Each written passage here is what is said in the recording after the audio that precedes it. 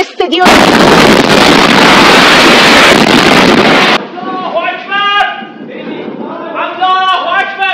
দর্শক, নজিরবিহীন হামলায় এই মুহূর্তে তেহরান ইসরায়েলের মুহুর্মুহ মিসাইল এবং ব্যালিস্টিক ক্ষেপণাস্ত্রের আক্রমণে ধ্বংসস্তূপে পরিণত হতে চলেছে তেহরান। এবং এই আক্রমণের জন্য ইসরায়েল বা নেতানিয়াহুর সরকার যে পদ্ধতি বা যে নীতি গ্রহণ করার ঘোষণা দিয়েছে সেটি দাহিয়া ডক্ট্রিন নামে পরিচিত। তবে দাহিয়া ডক্ট্রিন কি এ বিষয়ে আমরা কথা বলবো, তার আগে এখনকার তেহরানের অবস্থাটা কি সেটা একটু জানার চেষ্টা করি।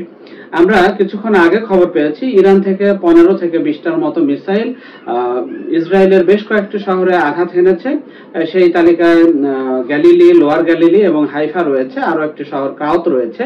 তো সেগুলোতে ক্ষয়ক্ষতি কেমন হয়েছে সেটির তথ্য এখনো আসেনি। তবে ইরানে আমরা দেখেছি যে তেহরানের যে অবস্থিত রাষ্ট্রীয় টেলিভিশন এবং বেতার কেন্দ্র, তো সেগুলোতে দাও দাও করে আগুন জ্বলছে, ধোঁয়ার কুণ্ডলী সেগুলো অফিসের উপর দিয়ে দেখা যাচ্ছে। এবং আমরা একটি খবর রাষ্ট্রীয় টেলিভিশন চ্যানেলে একজন নারী উপস্থাপক সংবাদ পড়ছিলেন, ঠিক সেই মুহূর্তে হামলা হয়েছে সেই ফুটেজ আমরা দেখেছি। তো এই যে সাধারণত যে কোনো ধরনের যুদ্ধ বা সংঘাতের ক্ষেত্রে গণমাধ্যম কর্মী ও সংবাদ প্রতিষ্ঠানগুলো বাইরে হামলার লক্ষ্যবস্তু হয় না, সেটি এই তেহরানে আক্রমণের ক্ষেত্রে দারুণভাবে লঙ্ঘিত হয়েছে। গাজার ক্ষেত্রেও একই নজির আমি দেখেছি, আমরা পুরো পৃথিবী দেখেছে যে প্রায় 250 জন সাংবাদিক সেখানে দায়িত্বরত অবস্থায় ইসরায়েলি হামলায় নিহত হয়েছেন, শহীদ হয়েছেন। তো এই অবস্থায় ইরান জুড়ে যে হামলা চলছে সেটির প্রস্তুতি বেশ দিনভর ছিল। প্রতিরক্ষা মন্ত্রী, ইসরায়েলের প্রতিরক্ষা মন্ত্রী ঘোষণা দিয়েছিলেন যে যে হামলা ইরান ইসরায়েলকে লক্ষ্য করে করেছে তার জন্য তেহরানকে মূল্য দিতে হবে। এবং তেহরানের ডিস্ট্রিক্ট 3 বা লোয়ার তেহরানের অধিবাসীদের খুব অল্প সময়ের জন্য একটি নোটিশ দেওয়া হয়েছিল। সেই নোটিশে বলা হয়েছিল যে দ্রুত সেই শহর ছেড়ে দিতে। প্রায় 3 লাখ লোক এত দ্রুত ওই জায়গার তার শহরটা কিভাবে ছেড়ে দেবে সেটা একটি প্রশ্ন সাপেক্ষ বিষয়। তবে হামলা কিন্তু শুরু হয়ে গিয়েছে এবং এই হামলায় বেশ কিছু গুরুত্বপূর্ণ সরকারি স্থাপনা ধ্বংসস্তূপে পরিণত হয়েছে। তবে এই যে দাহিয়া ডক্ট্রিনের কথা বলা হচ্ছে, এই দাহিয়া ডক্ট্রিন মূলত 2006 সালে লেবাননে চালিয়েছিল ইসরায়েল। এবং সেই দাহিয়া ডক্ট্রিনের ওই এলাকাটার নাম ছিল দাহিয়া। তো সেখানে যে নীতিটা ইসরায়েল নিয়েছিল সেই নীতির অনুসারেই তারা ঘটনার ভয়াবহতা বোঝাতে এই দাহিয়া ডক্ট্রিন এই নামটা ব্যবহার করে বা এই পরিভাষা ব্যবহার করে। তো এই নীতির আওতায় কোনো ধরনের বাছ বিচার, কোনো ধরনের বিবেচনা বা কোনো ধরনের যুদ্ধ নীতি অনুসরণ করা হয় না। সোজা কথায় আমরা 71 সালে টিক্কা খানের যেরকম একটা ঘোষণা ছিল যে বাংলার মানুষ নয় আমি শুধু মাটি চাই, পোড়ামাটি নীতি গ্রহণ করেছিল টিক্কা খান। তো ঠিক ইসরায়েলও একই কায়দায় একই ঘটনায় এই নীতি গ্রহণ করেছে। এবং সেখানে যে বেসামরিক মানুষ, হাসপাতাল বা ধরেন আন্তর্জাতিক সংস্থা বা শিশু, নারী বা বৃদ্ধ, এ ধরনের যে সমস্ত মানবিক দিক কোনো কিছুকেই পাত্তা দেওয়া হবে না, এরকম একটি নীতি হচ্ছে দাহিয়া ডক্ট্রিন। সেই নীতিতেই মূলত তেহরান আক্রমণ চলছে। তো এইবার দিনভর যে ইসরায়েলের নেতাদের যে সমস্ত দম্ভক্তি আমরা দেখেছি, তাতে তাদের অনেকটা মনোভাবটা এমন যে তেহরানকে ধুলায় মিশিয়ে দেওয়া হবে। তো আমরা গাজায় দেখেছি যে পুরা গাজাকেই ধ্বংসস্তূপে পরিণত করা হয়েছে। তো তেহরানের ক্ষেত্রেও এই পরিণতি অপেক্ষা করছে কিনা তো সেটি এখন সময়ের সাথে সাথে পরিষ্কার হবে। তবে কোনো ধরনের ছাড় দেওয়ার মানসিকতা যে ইসরায়েলের নেই এটি কিন্তু পরিষ্কার। এবং কিছুক্ষণ আগে আমি একটা খবর দেখছিলাম, সেখানে ইসরায়েলের কর্মকর্তারা বলছেন যে খমেনিকে সরিয়ে দেওয়ার যে পরিকল্পনা, গতকালকে আমরা জেনেছিলাম যে খমেনিকে হত্যা পরিকল্পনা ট্রাম্প ভেটো দেয়াতে আটকে গেছে। তো সেই দিকে ইঙ্গিত করে ইসরায়েল বলেছে যে খমেনিকে সরিয়ে দেওয়ার পরিকল্পনা থেকে আমরা সরে আসিনি। ফলে এখন যে হামলা, পাল্টা হামলা চলছে, এতে করে ইরানকে আরো নজিরবিহীন মূল্য দিতে হবে, এমনটি আমরা দেখছি। তো এই অবস্থায় আমরা একটি উদ্বেগজনক খবরও আপনাদের দিতে চাই। সেটি হলো যে রেডিও তেহরান, যে ইরানের যে বাংলা সংবাদ মাধ্যম, রাষ্ট্রীয় সংবাদ মাধ্যমের যে বাংলা সার্ভিস, সেখানে অনেক বাংলাদেশি কাজ করতেন। আমরা ফেসবুকে তাদের পোস্ট দেখেছি যে এত স্বল্প সময়ে আমরা কোথায় যাব, আমরা স্টেশন ত্যাগ করছি। তো মানে তারাও যে নিরাপদে মানে সরে যেতে পারবে এমনটি কিন্তু ভাবার কোনো সুযোগ নেই, কারণ ইতিমধ্যেই তেহরানের সন্ধ্যা পেরিয়ে এসেছে এবং রাত নেমেছে, এবং এই রাতে যে হামলার শিকার হচ্ছে তেহরান, তো সেখান থেকে আসলে কেউই নিরাপদ নয়, এটুকু নিশ্চিত করে বলা যায়। আবার এই গণমাধ্যম যে আক্রমণের শিকার হবে বা হচ্ছে, সেটার ক্ষেত্রেও আমরা দারুণ নৃশংসতা দেখি।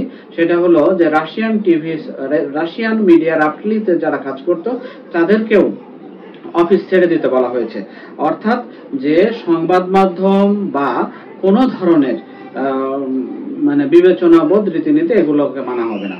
কিন্তু দাহিয়া ডক্ট্রিনটা কেন অনুসরণ করা হয় সেটা নিয়েও আলোচনা করব। তবে তার আগে একটি কথা বলতে চাই যে হচ্ছে যে সংবাদ মাধ্যমকে আক্রমণের লক্ষ্যবস্তু করার উদ্দেশ্য হলো যে কোনো ধরনের ঘটনা, ক্যাজুয়ালিটিস বা কোনো ধরনের তথ্য যেন বিশ্ববাসী জানতে না পারে যে আসলে কি ঘটেছিল বা কতটা নৃশংস ছিল এই হামলা।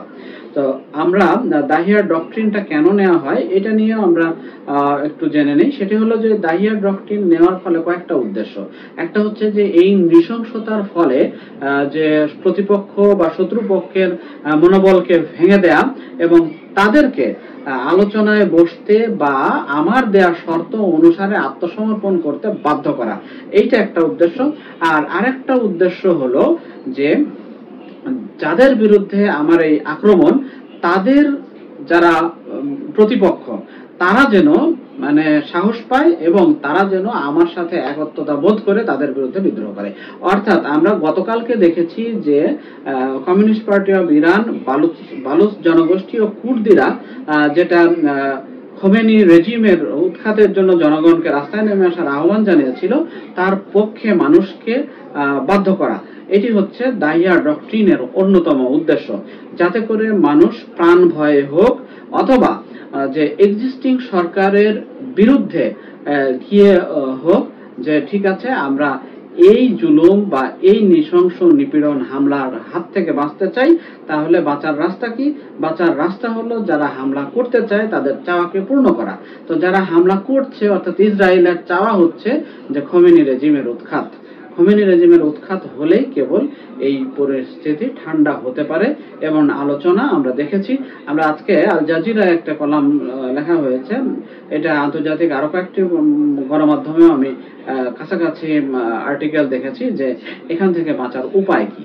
তো এখান থেকে বাঁচার উপায় একটা হচ্ছে যে রেজিম চেঞ্জ করা, অর্থাৎ যে খোমেনির নেতৃত্বে যে প্রশাসন, যে শাসন ইরান জুড়ে আছে এটার বদল ঘটা। তো এইটা একটা বিষয়। আর আরেকটা বিষয় হলো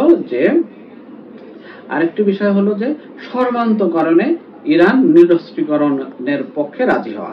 তো এই ইরান নিরস্ত্রীকরণের পক্ষে রাজি হওয়ার ক্ষেত্রে বেশ কিছু যদি কিন্তু অর্থাৎ ইফ বাট ইত্যাদি শব্দ কোড আনকোড দিয়ে আলোচনা শর্ত এগুলোর ব্যাপার আছে। তবে আমরা একটি বিষয় দেখেছি যে তুরস্ক, কাতার এবং সৌদি আরবকে ইরানের পক্ষ থেকে অনুরোধ করা হয়েছে যে যুদ্ধবিরতি, অবিলম্বে যুদ্ধবিরতি ঘটানোর এবং ট্রাম্পের মাধ্যমে ইসরায়েলকে এই হামলা বন্ধ করার জন্য চাপ দেওয়ার ক্ষেত্রে বলা হয়েছে, অনুরোধ করা হয়েছে এবং সেখানে যে পরমাণু বিষয়ে আলোচনার টেবিলে বসবে বা পরমাণু অস্ত্র টোটালি ত্যাগ করবে এই শর্ত মেনে নেবে, এরকম কথা আসছে। যদি সেটি হয় এবং ইসরায়েল কোনো ধরনের ছাড় দেওয়ার মানসিকতা পোষণ করে তাহলে এই যুদ্ধ হয়তো 2-4 দিনে থেমে যেতে পারে। তবে আমরা এটাও দেখেছি যে 14 দিনের মতো মানে সময় এই অভিযানে লাগবে এমনটি বলেছে ইসরায়েল, যে আমাদের চূড়ান্ত লক্ষ্য অর্জনের জন্য 14 দিনের মতো অর্থাৎ 2 সপ্তাহ সময় লাগতে পারে এটি বলা হয়েছে। যদিও ইরানের পক্ষ থেকে মাসুদ পেজেকশিয়ান বা ইরানের প্রতিরক্ষা মন্ত্রী এবং আইআরজিসির কমান্ডাররা বলছেন যে আমরা কোনো ধরনের হামলার পিছু পা হব না এবং আমরা আমাদের সর্বোচ্চ সক্ষমতাটা এখনো দেখাইনি।